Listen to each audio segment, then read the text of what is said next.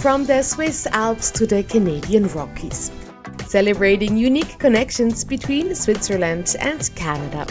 Brought to you by the Swiss representations in Canada. Hello everyone and welcome to today's podcast. My name is Max and I'm the Academic Associate at the Swiss Embassy in Canada. Today I will talk to two young professionals who both studied for a double master's degree in political science at Ottawa's Carleton University and the University of Lucerne in Switzerland. Their master's degree is relatively new. It started in 2018 and both students immediately decided to apply to the program and study abroad. During the next 25 minutes, we will hear some stories about living, traveling, and studying in the heart of Europe and maybe get some valuable advice for future students. Everyone, please welcome Sukhi and Arta. Hello. Hello, guys. Thank you so much again for joining this podcast. Thank you, Max. Thank you for having us. The pleasure is all mine. I'm so happy to be here with you today, guys, and have this podcast with you. All right, question number one. Please introduce yourself and quickly tell me who are you and what are you doing right now? My name is Arta Tahiraj, and I completed the dual master's degree in December 2020. I wrote my capstone research project on the geopolitical strategies and nuanced motivations behind the Kosovo War in 1999, and I currently work at Global Affairs Canada. My name is Sukhi Daliwal, and I'm currently finishing up my dual degree program in political science at Carleton University and University of Lucerne. I'm writing my thesis on women who have stayed in their forced marriage, looking at themes of agency and resilience, and I will begin working with the Government of Canada in the summer once I'm done my thesis. Wow, that sounds really interesting. Thank you guys so much for the introduction. So, guys, before you arrived in Switzerland, what did you know about this country? Did you know anything except for cheese and chocolate? To be honest, I didn't know too much about Switzerland except for the nation being home to beautiful landscapes and the ongoing joke about Switzerland being a neutral country. Even though these were very vague knowings of Switzerland, it was always on my bucket list as a place to visit, and never did I ever imagine that I would live there for a few months. So it's a real privilege for me. For me, I have family in Switzerland, so I had visited a few times before, and the first time that I visited, I absolutely fell in love. Everything was so breathtaking. I loved the nature and how refreshing the fresh mountain air felt, and everything just felt very peaceful and light. So it just seemed like a very calm and incredible place to be in. So I loved it. That's kind of my impression of Switzerland. So speaking of first impression, it actually takes me right to my next question. Can you please tell us a little more about your first impression of Switzerland when you arrived in this country in early 2019? My first impression was definitely how warm it was. We left Ottawa around the end of January, and we left and it was minus 35 outside.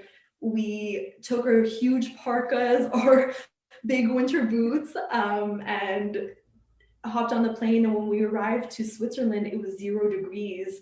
And so we took off our jackets. It felt like spring, and we just I felt very refreshed.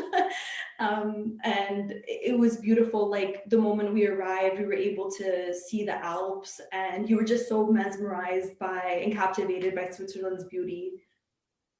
I agree. I was in awe. I remember Arta's cousin actually picked us up from the airport, and I was so tired from being on that long flight over. We had a few delays, and you know how traveling can be, but I fought to keep my eyes open to take in the beautiful landscapes. The fresh feel of Switzerland and the grounding nature felt very serene, and also the timeliness and the efficiency of absolutely everything in the country left a really good impression.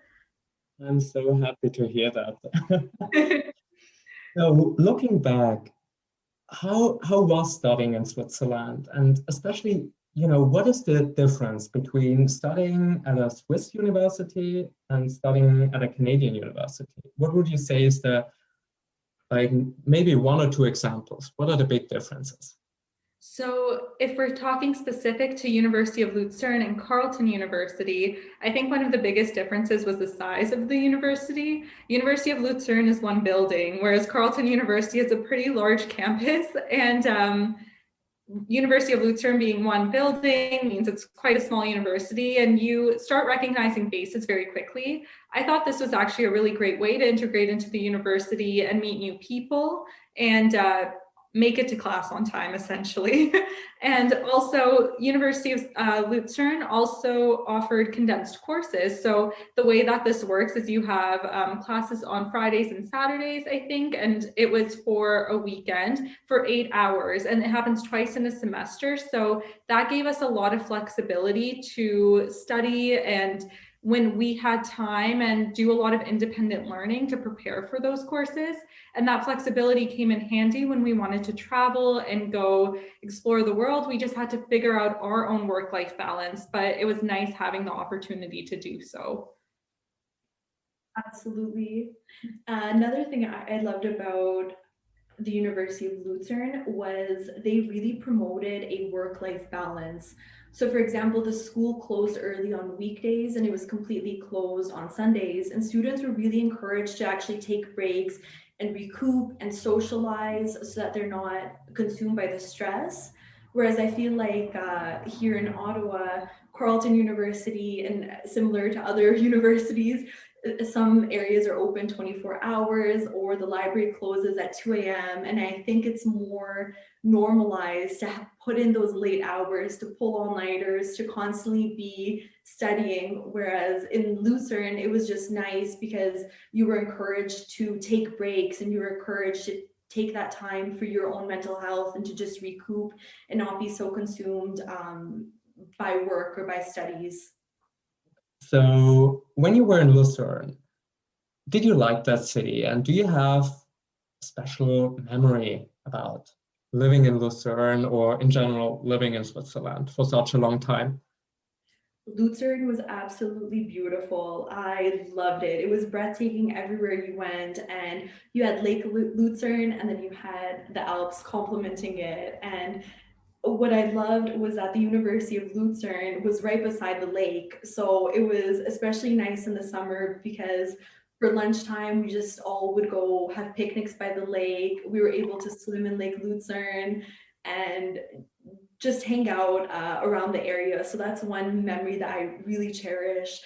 One day we also did paddle boating on the lake as well, which is super fun. Mm-hmm. It was stunning. I really enjoyed Lucerne. Switzerland in general, definitely, but Lucerne as well. And I liked that it was a little smaller, so you just felt very connected and integrated within the town. I agree with Arta.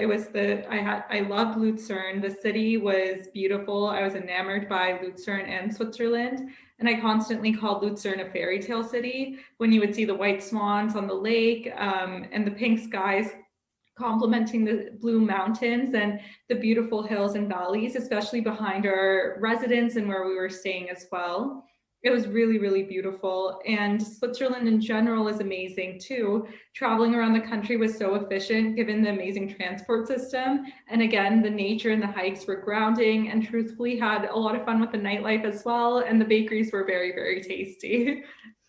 What was the best part about living and studying in Switzerland?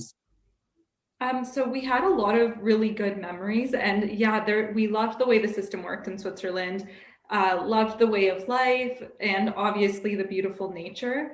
If I'm going to talk about specific memories and just some fun times that we had in Switzerland, I really liked being able to explore the country. One of my favorites was snowshoeing in the mountains when we first got there. It was one of my first times ever doing snowshoeing, and truthfully, I was a little bit tired and I debated on going, and I'm really, really glad I said yes. It was challenging at first, but the views were immaculate. Eventually, we went to a chalet while we were snowshoeing and enjoyed a very beautiful meal after some tough work. I remember looking back at Arta while we were snowshoeing, being like, how much longer do we have to keep climbing this mountain? And eventually we got some good food to regenerate us. And by the time we went outside, it was dark, but you look up and you see all of the stars and the moon shining bright. And it was it was unreal. We kept making this joke about how we've reached enlightenment because it was just so beautiful. And I remember there was music playing and we were walking back down the mountain, but a lot of us just had our face peeled up towards the sky because of how stunning that moment was. And I also really like the in-betweens of taking the train. As mentioned, Arta and I traveled all around Switzerland, meaning we got pretty accustomed to the SBB, and going from place to place was kind of ritualistic in the sense that we would get our coffee, we'd have a nice playlist, and just appreciate the views and the in-between from going from city to city. Definitely. Sukhi and I made so many incredible memories in Switzerland. So it's pretty hard to narrow it down. The snowshoeing is also one of my favorite memories. Another one that really stands out is we went paragliding at Interlaken, which was breathtaking. You felt like a bird in the sky, and it was just so magical being in the air while birds are flying next to you. So you just kind of felt one with nature. And everything felt so still. And then you look down and you realize you're 800 meters in the air. And it was incredible seeing the mountains and the lakes and just overlooking the town. There was actually a hotel close by as well. And there was some people standing on the balcony. And as we're descending, it felt like we were very close to them. So we're waving and they're waving back, and just seeing their expressions was so cool. Another thing that I loved about Lucerne in general as well was our accommodation and our residence. The whole process was super streamlined and easy. The residence was incredible. Everything was furnished. And actually right beside our residence, there was a small farm. So you had chickens, birds, mountain goats, and they would come up to you and you could pet them and you could touch them and play with them. It was just surreal. It was very Swiss, yeah. Which I loved. Definitely. That sounds very Swiss. So in this brief time that you were in Switzerland, you kind of became ambassadors for this country. So what is one thing that you would say the Canadians can learn from the Swiss? Or what do you think the Swiss can learn from the Canadians? I think the big thing that Canadians can learn from the Swiss is punctuality. The Swiss are very punctual, so this was awesome. It also made transportation planning seamless because you knew that the buses and trains were extremely reliable. Unfortunately, in Ottawa, sometimes the bus system isn't the most efficient. So I think anyone from Ottawa has cases where they've been left waiting for the bus in the cold for a little longer than anticipated. Whereas in Switzerland, if a train or a bus was even running 1 minute late, you would get a big notification on your phone saying train is running late, please plan accordingly.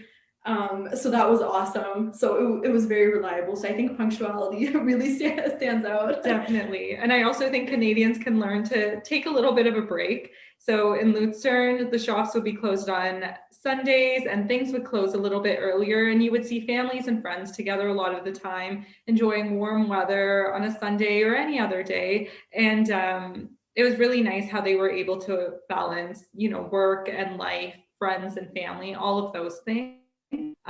Just kind of how we discussed before. And in terms of what the Swiss can learn from Canadians, I think it's only fair you answer that question, Max.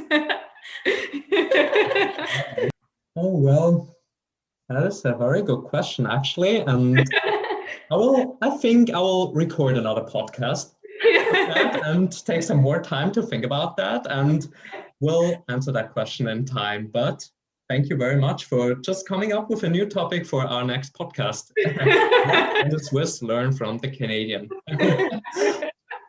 So my next question is, how did studying abroad, and particularly studying for the dual master's degree, how does it support your career and what are the benefits?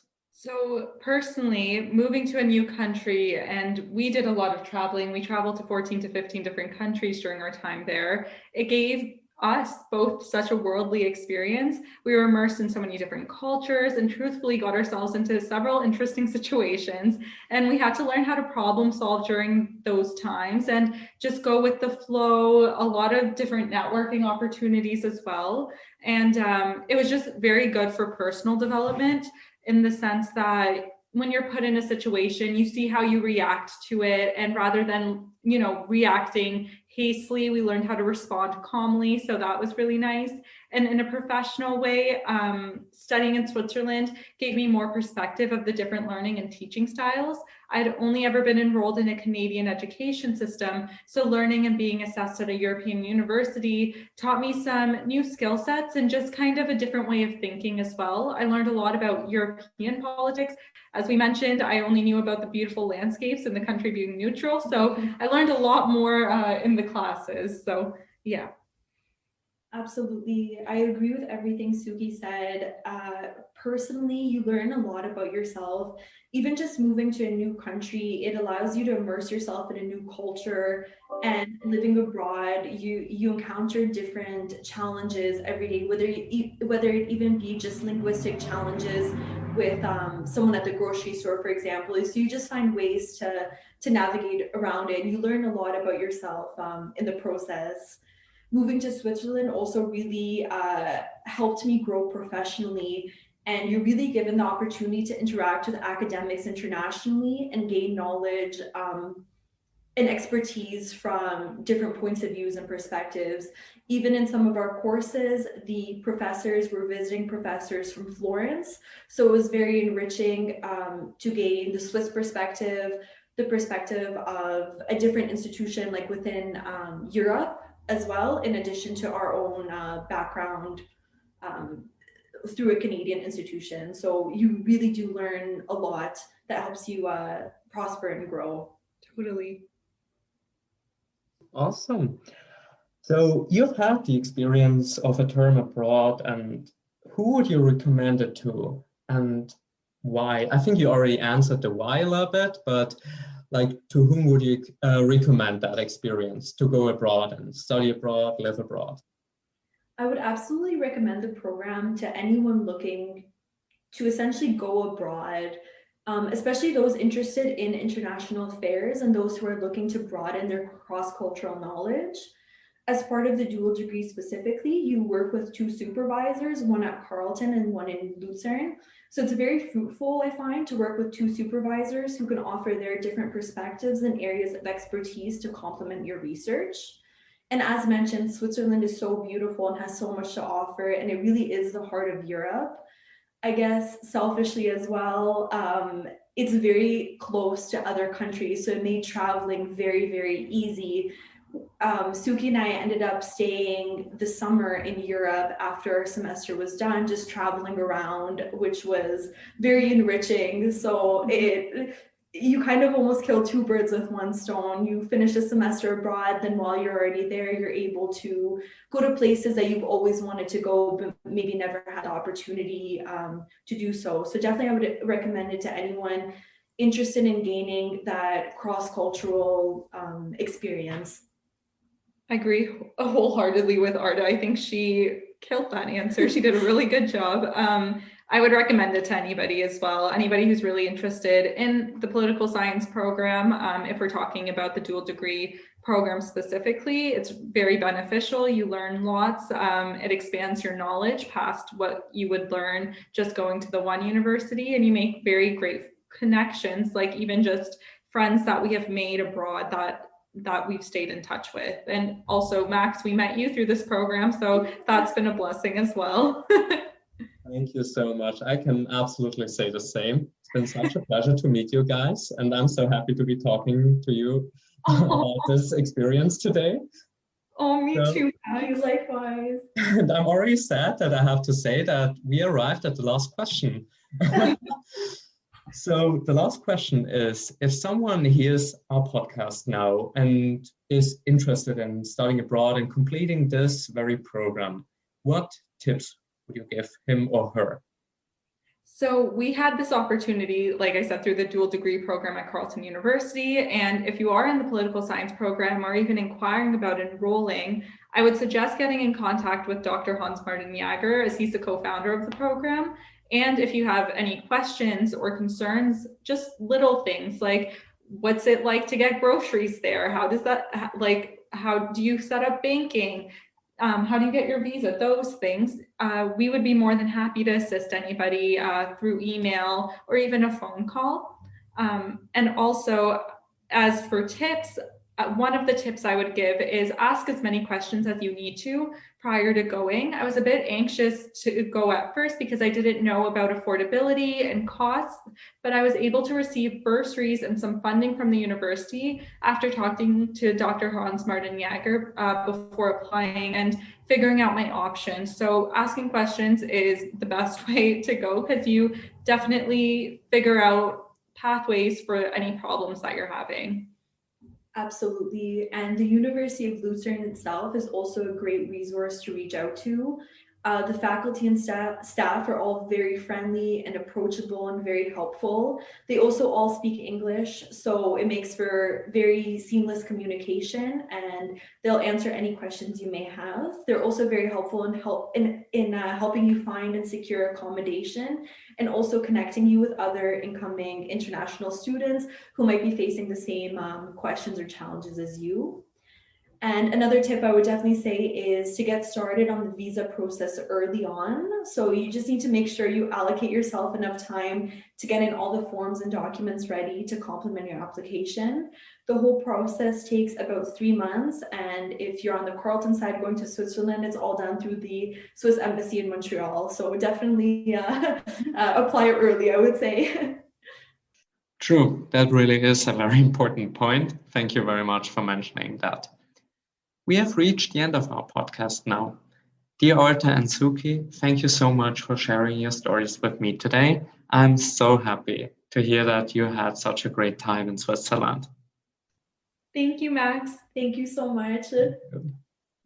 So, for everyone who is interested in this degree, just check out the university's website for more information. We all hope that studying abroad will be possible soon again. Thank you and goodbye.